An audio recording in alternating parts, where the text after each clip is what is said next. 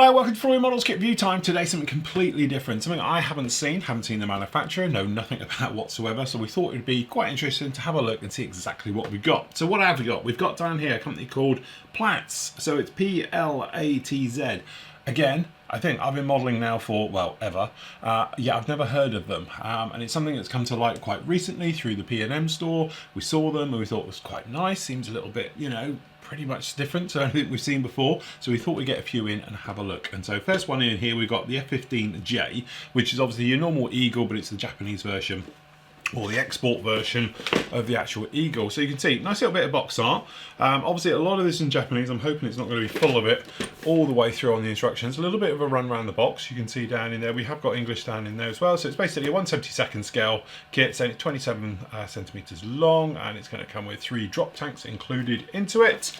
Okay, and around on here. Now your kit number, I say we've got 16 or AC16 on there, as you can see right the way through. A few of the other aircraft they do, so they do the T2 as well. We've got a T33 and another version of the T2 down in there. And then on the back, we've got some basically colour call out views, what the colours get. Looks like we get a nice decal sheet down in there as well, and different squadron markings for each of the actual squadrons that fly the F-15J. Right, so in the box, have a look down in here, we can see we are greeted by, I'll just stick that just down in here. Okay, so down in the box we have pack down in there. We can see we're recessed panel lines and things like that. We'll have a look at that in a moment. And we've got a couple of goodies down in here. So starting off with the instructions. It is both in Japanese and in English as well. Talking obviously all about the Japanese F-15 variant. Okay, we've got a Hasegawa-esque instruction sheet down in here as a pull-out one, so we'll have a run around it. So usual thing, starting off into the seat, that's going in. Multi-part looks quite nice as well, and then obviously it looks like we've got quite a detailed cockpit down in here. Remember, this is 72nd scale. All right, so again, we've got the electronics bay behind the pilot as well, with all the bits and pieces in there like that. Control stick, instrument panel going on, and then obviously you've got the wheel well underneath. Okay, then we got the actual side details for that electronics bay down behind the cockpit being fitted in, and the actual cockpit halves coming together. Nose going on the front. We've got an interesting peg system down at the back. B12 looks quite large, not sure quite what that is, but we'll see in a moment. Then we've actually got various instrument panel coamings, HUDs, things like that going down on there. Beautiful touch here. We actually got full length intakes right the way through with the first stage compressor blades. Then you'd have the engine section, and then we've got the rear with the afterburner rings being put on there as well. So that's quite nice. And as you can see, it goes right the way through the entire of the model, and then top and lower halves being fitted down onto those. It does look like it's modular on the side, so I'm assuming there's an F-15E with the fast packs on there. That's why they're doing them this way.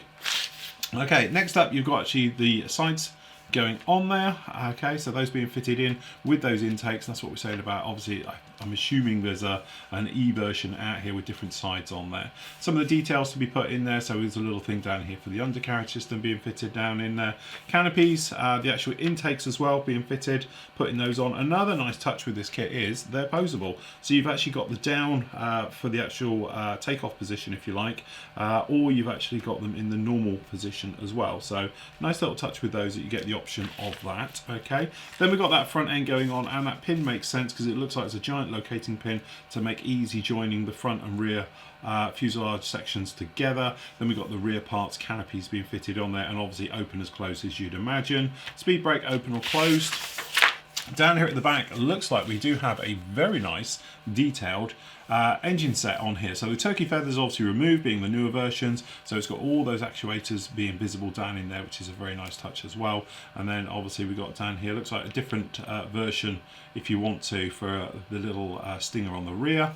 Okay, and then those being fitted in, as you can imagine.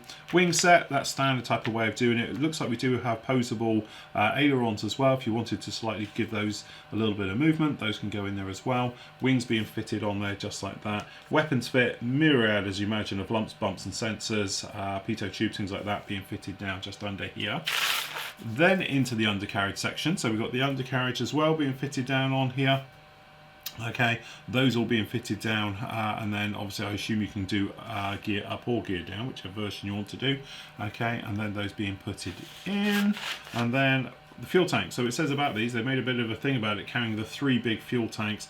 Obviously we've got the AM3 missiles as well, being the Japanese version instead of that standard sort of AIM-9 Sidewinder configuration, and those being put in. We've even got little sway braces as well for the centerline tank, things like that. And then over on the other side, we got more details about the actual paint call out and how it's going to go. So we've got AIM-120s or AM4s as they're calling them down on here as well. And as you can see, full details with all the markings, just like that. And then down here on the back, some more of the tail markings for each Universal Squadron. Actually, that doesn't look half bad. That's one of those ones where it surprises me. And I don't know why I'm surprised sometimes. It's like I treat every kit with a lot of skepticism and I shouldn't. Okay, so we've got a big old crispy bag, and we actually seem to have a lot of plastic in here. A very nice canopy. So let's where are we going to start? Let's have a look at. We'll start doing this upside down or back to front. Okay, so initially I'm looking at this, and what I'm going to do, I'm just going to bring this camera in a little bit closer today, because it's 70-second. We can see a few more details. Hopefully you can see it catching it in the light. We do have a lot of details, and in my mind I'm looking at it thinking it's very heavily done, but this is one of those sort of odd things because the details, recessed details, look very, very recessed, the panel lining, but then it's got a lot of riveting detail. If we look on the close-up, you can probably see down here at the back. But I'm thinking once this has been painted up, and because it's just quite a small kit, I'm wondering if this could be a good thing and you're not going to fill in a lot of this detail, because as I said, this riveting you can see down here at the back, and obviously this is all going to be your metal areas, is very nice indeed. It's very clean and sharp. And then when you take into some of the other details down in here, they just may be a little bit overdone, and especially when you look at the back. But I'm thinking by the time it's got paint on it and it's had a wash and all that good stuff, maybe it's going to be okay, because it's going to fade some of these out and you'll be good to go. Because the point is, when you look at the wings, they don't look too bad at all. Okay, and because you've got riveting down in here with the actual access panels and things like that, it doesn't look too bad at all. Especially when we look at the underside, that doesn't look bad, but actually this is the same. When I'm looking at these two, the panel lines are exactly the same. So I'm thinking, just because there's a lot on here, it's making me be drawn into that skepticism that I'm thinking it's too heavily done, when actually it might not be. I think we're going to get away with it. Down on the underside of them, you can see that the ejector pins are very, very nice and shallow, and now say out of the way, and the detail is just as good underneath as we'd expect. Inside, we're pretty much derivative of any detail whatsoever as you can imagine. Don't forget to open up your holes, because they're only on one side. Okay, so you're going to need to open up those, or you're going to have to go around and find them afterwards. But actually, yeah, that straight off the bat, I'm thinking that's really heavily overdone. Actually, I'm thinking maybe not, maybe good. Okay, so on this particular one, this is that full length intake. And very clever how they got the actual main gear all attached in one. That's going to be super strong and hopefully help with all the alignment and things like that. So that's all very nice on this one. So if we have a good look round, as we can see, we've got the speed brake, we've got the gun section, which is totally hollowed out, and we've got the actual 6-barrel Gatling gun down in there as well. Okay, over on this side, we've got tops of those intakes, we've got that rear part on there, we've got various things for the intakes and stuff like that. Fuselage halves, as you can see, so they've got the slime lines all moulded in, all the access panels, everything else like that. And then these gorgeous full-length intakes, which actually are very, very nice. And the detail in here, it's absolutely exquisite. You're not going to see anything of it, because I'm sure you can have all the doors shut, but it does show. We do have some sink marks, to be honest with you, just down in here. So we have got sink marks and there is ejector pins in these intakes, but to be honest, they're very, very shallow. And I'm thinking a couple of swipes with a sanding stick will take care of that. We've got some nice sort of ribbing effect down in there as well for the actual engine nozzle sections and main engine compartments. That's quite nice. But again, nice to have full length areas on those. So that's very nice indeed. Okay, down on this one, we've got actually, it's going to be a pair system, I imagine, because it looks like a left and right mirror. But as we see, you can see very nice stuff on that. Nice raised details, as it should be actually on the actual fuel tanks. And then looking down on here, we can see some nice details with these compressor blades, the afterburner ring, the wheels, hubs are all separate. The actual traveller is separately moulded. All of these things right the way through, as you can see, working your way up. This little guy here, I'm wondering if it's a little, looks like a FOD cover, perhaps it's just top of the door. But you've got the tail planes, moulded in rudders, but that's to be expected. First part of that engine nozzle on the back, and we've got the seat. And the seat looks absolutely lovely, some very nice detail. And then up here, it's going to take your time, but this is going to be putting in that nozzle with the actual actuators for the nozzle itself on these, okay? And then on the inside, very nice detail. We've got no ejector pins at all inside those parts. Very, very clean, crisp moulding right the way through. So actually that's very nice. Now obviously it's a match pair left and right for those. Okay, next one up. You can see we've got the cockpit tub, we've got the wheel wells, the landing gear, and all these things. And the more I'm looking at this, the more I'm actually thinking, I don't think that panel lining is a little bit overdone, but I don't think it's too bad because the other details are absolutely amazing. So good look round on here. You can see we've got the actual nose wheel area here. This has actually got raised rivets on the inside of the door that you'll never see, weirdly. The gear all looks very nice, very nicely detailed. Some good details down in there. Down in here you can probably see we've got the instrument panel, very nice raised bezels, details, things like that. Same with the actual instrument panel coaming and HUD area, that's very nice as well. The rear sort of bulkhead behind the pilot's seat has got all the fabric sort of noise cancelling stuff down in there.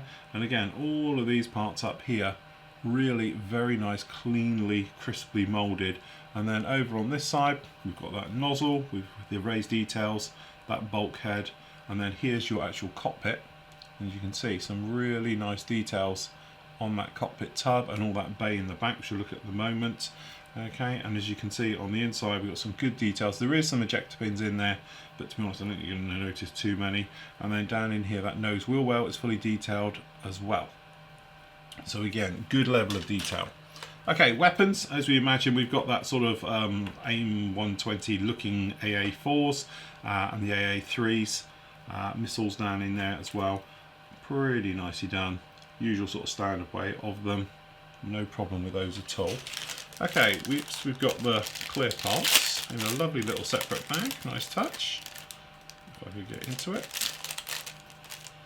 It says. Interesting bag. Don't get in. Okay, come on. Give up. That's it.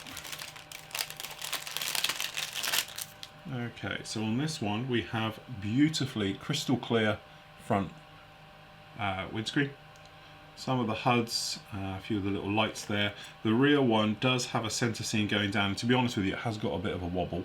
It's not the cleanest and crispiest one. It's not like the front. You can see there's a lot of distortion in that, which is a little bit unfortunate, but we are into the realms of 72nd and you can only go so thin with it, so no problem. But you are going to need a little bit of swipes of a sanding stick on there, and you might actually improve a little bit of distortion, but you can probably see it's a little bit all wobbly through that one. That's probably just a little bit of a downside on that. Okay, and then a little bit different this way, but we'll have a quick look at the decals. Are we getting these? No, these are sealed. Okay, just pop in these. Last up we've got these decals. So again, you can pretty much make anybody's decals out of these, as you can see, but looking at on the close-up you can see actually they're really nice. You haven't got millions, you've got these nice bigger areas, but they look quite small. So obviously this is the one for the pylon, centre pylon, things like that. They're actually very nice, but generally good colour, everything else. You can see the carrier film in some of these bigger ones, which I think is easier. You can just bury them under some lacquer in your scale and you're good to go. And we've got some various parts down in there. All of those very, very nice.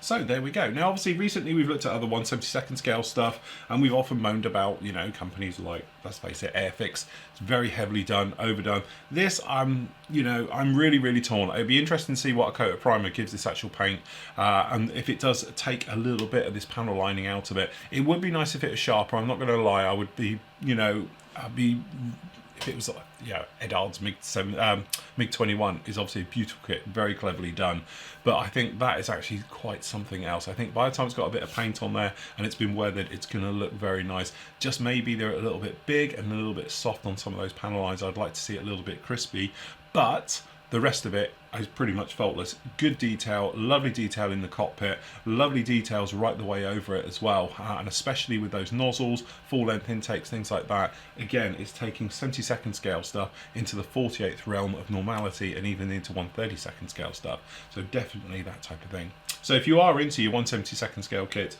I would highly recommend having a look at these. They look to be very nice. I can't vouch for the others because this is the first one I've looked at, but from what I've seen so far, it really does look good. So there we go. That is the Platz 172nd scale F-15J.